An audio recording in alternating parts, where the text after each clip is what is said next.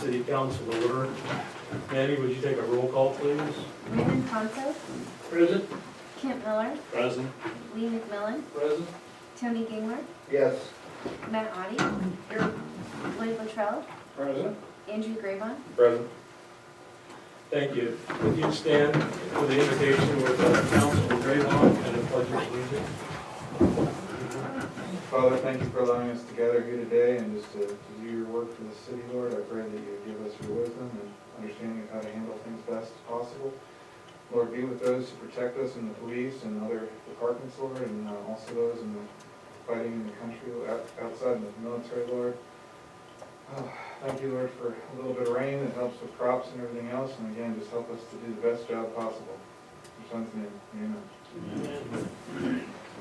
I pledge allegiance to the flag of the United States of America and to the republic for which it stands, one nation, under God, indivisible, with liberty and justice for all.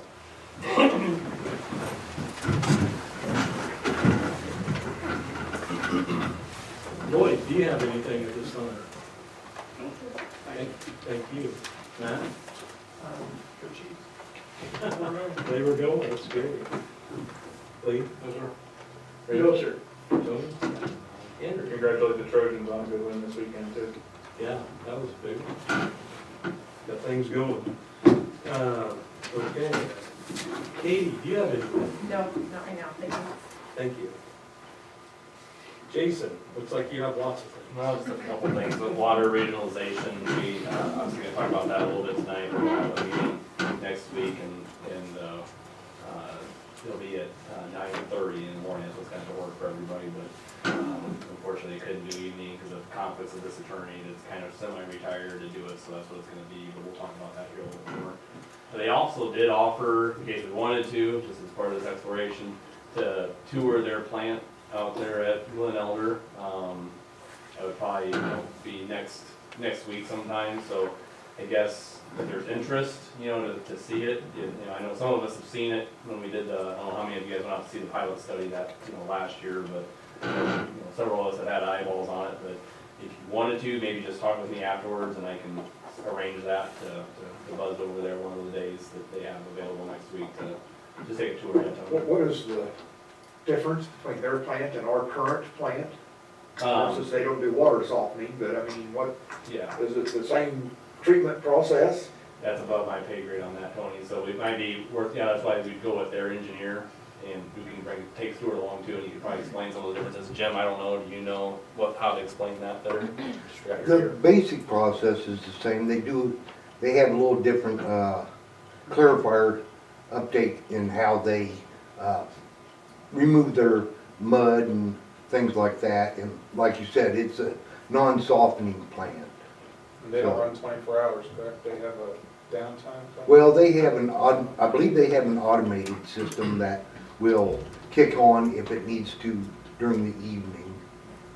And Ours doesn't run 24 hours either, but, So, I think, so, they're similar in concept, but they're Yeah. a little bit different by how they function, and definitely how they look, inside. I mean, it's a different, we got all those outside pod face and things, if you've seen that theirs doesn't look that way, but, so, it's just throwing that out there doesn't mean you have to take them up on it, but I wanted to put that out there.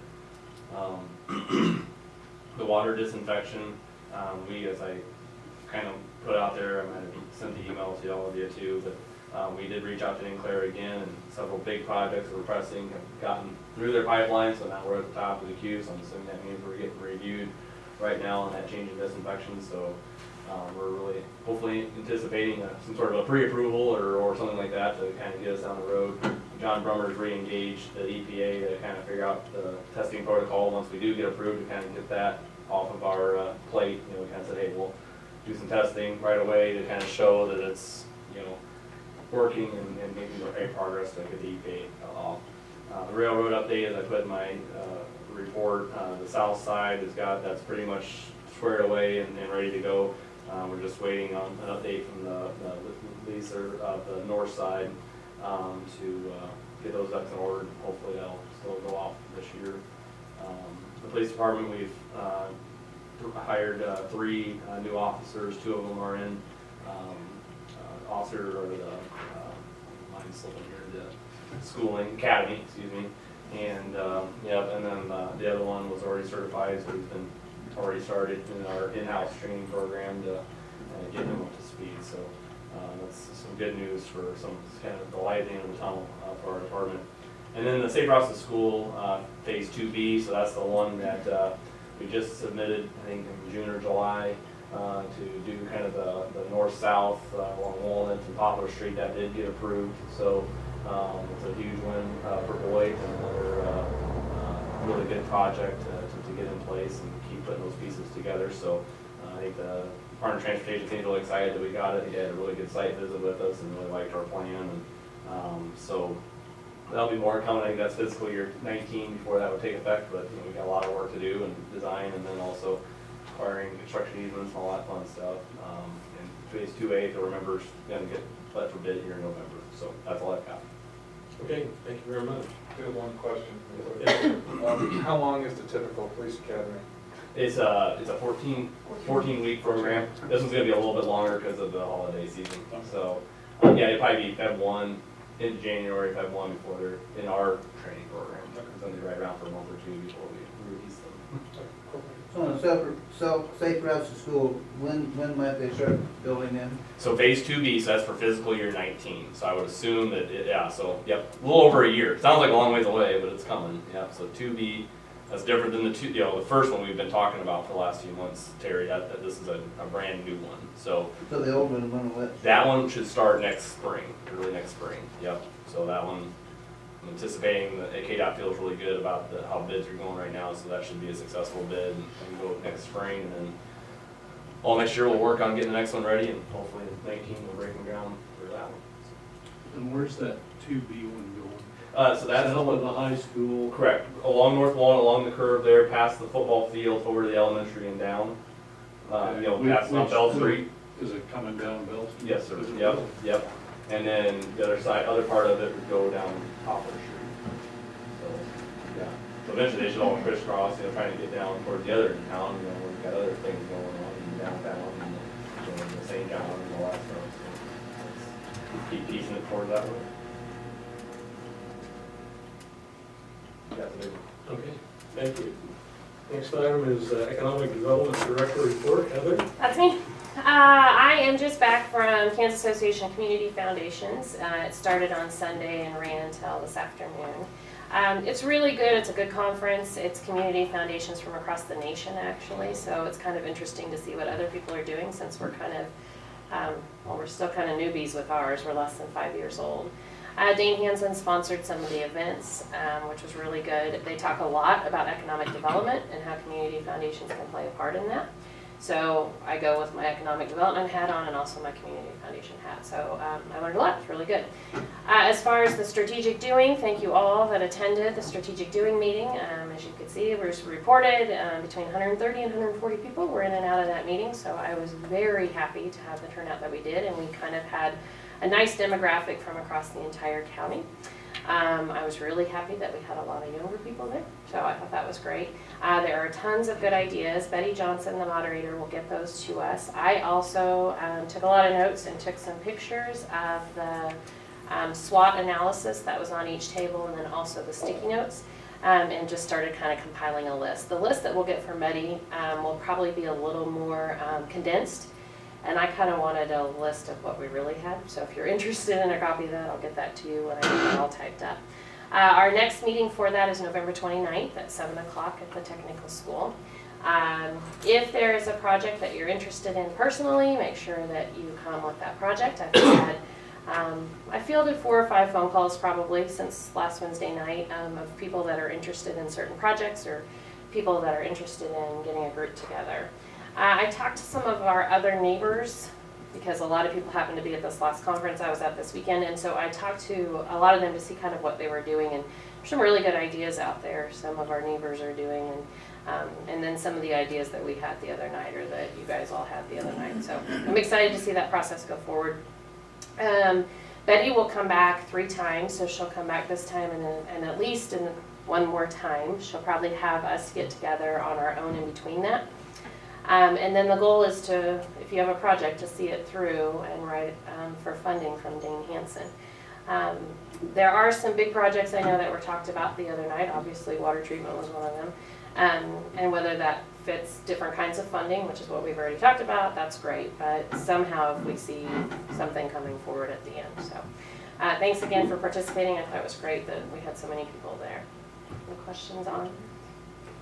Okay. The next thing is vacant building signage. So at my Solomon Valley Economic Development meeting 2 weeks ago, one of the things that came out of the First Impressions program was that people went to empty buildings and they didn't know if they were abandoned or for sale or for rent or just owners holding on to them. And so one of the ideas that kind of came out of that, and then out of some other things that I had seen, is to do a sign. And whether it is from Solomon Valley Economic Development is where I had proposed that it come from, that way it goes across the entire county. But I'm looking for a poster-sized sign that says something like, you know, imagine the possibilities, or hey, look at me, I'm for rent or I'm for sale. And that way all of our empty buildings, if the owners are interested, would have the same sort of signage, and then I could have a database of all the buildings that we have. Unfortunately, we've had to turn some business away, couple in the last 6 months that went to our neighboring counties because we just don't have space for them. And that's terrible because everybody sees the empty buildings that we have. So it's become a little bit of a pet peeve and a passion of mine. So I'm hoping that this is another way that we can maybe address some of our empty buildings and at least hopefully have a catalog or database. So those will be coming out. They're a little more expensive than I thought. I was looking for a cling sign and they're about $25 a piece. I had no idea that's how much they would be. So I'm looking for some different things, but some sort of sign to go on the buildings. And then it'll just have probably my contact information at the bottom, but that way they're all similar across the whole county, and that way it looks like at least we're collectively working on something to fill the empty spaces. Just wanted to give you a heads up that that's what's happening. Hopefully when I find a way to purchase those signs that are $25 a piece, because I about had a heart attack. Any questions? Comments? I take some suggestions or comments or anything on that. But. Keep up the good work. Thank you. Brush Yard might be able to, Yeah, they're my next stop. because Aquatic Ranch, you should be able to print something a lot cheaper than $25. Yeah, I really about had a heart attack. And I have some, I have a small, you know, we do have a small home-based business that is a vinyl printer. And so that's also my next stop to see. I just, those little Klingon things, I was thinking they can't be that expensive. I was thinking vinyl would be a lot more expensive, evidently not. So I'm gonna look at some other things. Thanks, Heather. Next item this evening is police chief report. Looks like we have a new officer. Yep. We brought our new officer in, is Joshua Alcorn. He's already certified. He comes to us from Jewel County Sheriff's Office. The other two started the academy yesterday. So we're pretty excited. What was the last name again, chief? Alcorn, Welcome aboard. Thank you. Welcome to Beloit. Thank you. Thank you for your service. Okay, thank you for coming in this evening. All right, sounds good time. Yeah, perfect time. Good timing, Chief. Next item on the agenda this I evening. did it on purpose in case anybody's wondering. Is the consent agenda. There's no questions, I entertain a motion for approval. The move by Councilman McMillan that we approve the consent agenda in its entirety.